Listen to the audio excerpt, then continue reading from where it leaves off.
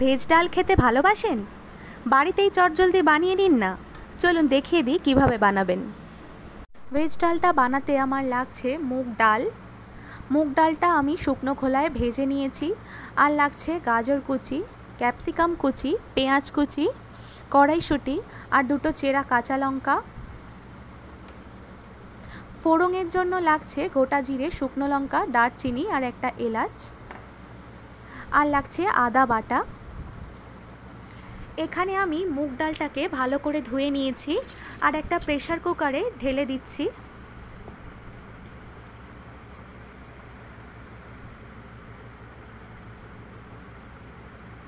নুন, হলুদ আর আরও একটু পানি দিয়ে দিলাম।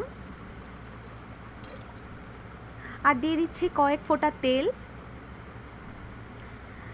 এবার প্রেসার কুকারের ঢাকনা লাগিয়ে একটা সিটি দিয়ে সেদ্ধ করে নেব।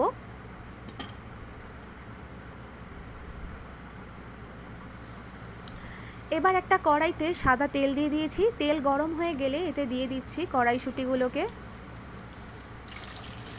কড়াইশুঁটিটা হালকা করে ভাজা হয়ে গিয়েছে। এবার তেল থেকে নামিয়ে রাখছি।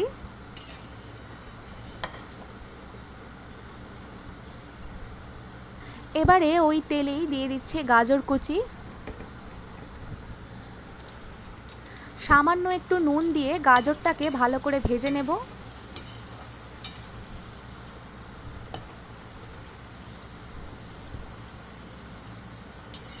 এখানে আমার গাজরটা ভাজা হয়ে গিয়েছে। এবার গাজরটাকে নামিয়ে রাখছি।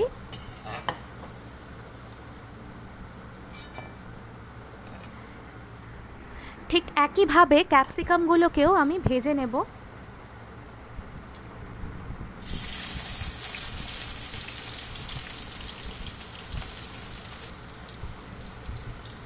সামান্য নুন দিয়ে দিলাম, দিয়ে ক্যাপসিকামগুলো আমার ভাজা হয়ে গিয়েছে।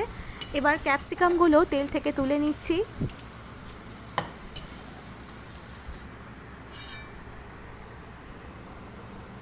সমস্ত সবজি আমার ভাজা হয়ে গিয়েছে। এখানে বেশ খানিকটা তেল রয়েছে। এতটা তেল আমার রান্না করতে লাগবে না, তো তেলটা আমি একটু অন্য পাত্রে নামিয়ে রাখছি। এবার ওই তেলে দিয়ে দিচ্ছি গোটা মশলাগুলো। ফোড়নটা একটু ভাজা হয়ে গেলে এবার আমি এতে দিয়ে দিচ্ছি পেঁয়াজ কুচি।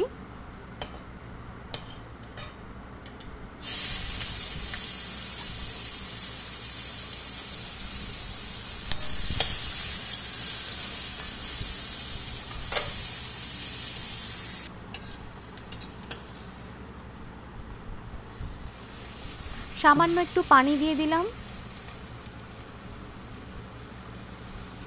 দিয়ে দিচ্ছি আদা বাটা। সামান্য একটু হলুদ গুঁড়ো দিলাম, শুকনো লঙ্কা গুঁড়ো, জিরের গুঁড়ো, ধনের গুঁড়ো আর চেরা কাঁচা লঙ্কা দিয়ে ভালো করে নাড়াচাড়া করে নিচ্ছি।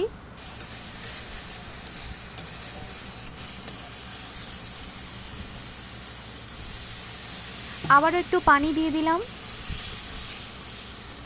এবার মশলাটা খুব ভালো করে কষিয়ে নেব।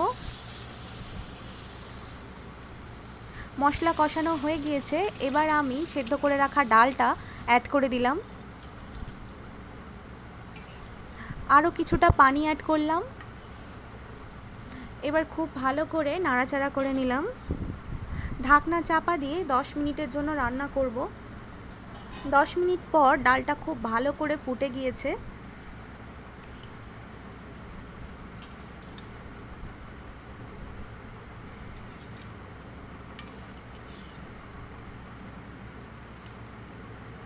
এবার আমি আগে থেকে ভেজে রাখা সবজিগুলোকে দিয়ে দিলাম। দিয়ে দিচ্ছি কয়েকটা কাজু বাদাম আর কিশমিশ।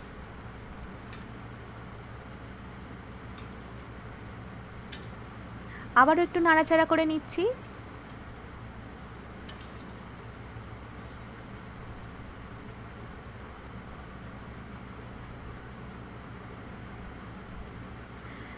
এবার আমি আরও একটু নুন দিয়ে দিলাম। দিচ্ছি 2 চামচ চিনি। ভেজ ডালটা কিন্তু একটু মিষ্টি মিষ্টি খেতে হয়, তো একটু বেশি পরিমাণেই চিনি দিয়েছি আমি। এখানে আরেকটা এলাচ দিলাম আর 1 চামচ ঘি দিয়ে দিয়েছি। আবারও ঢাকনা চাপা দিয়ে বেশ কিছুক্ষণ রান্না করব।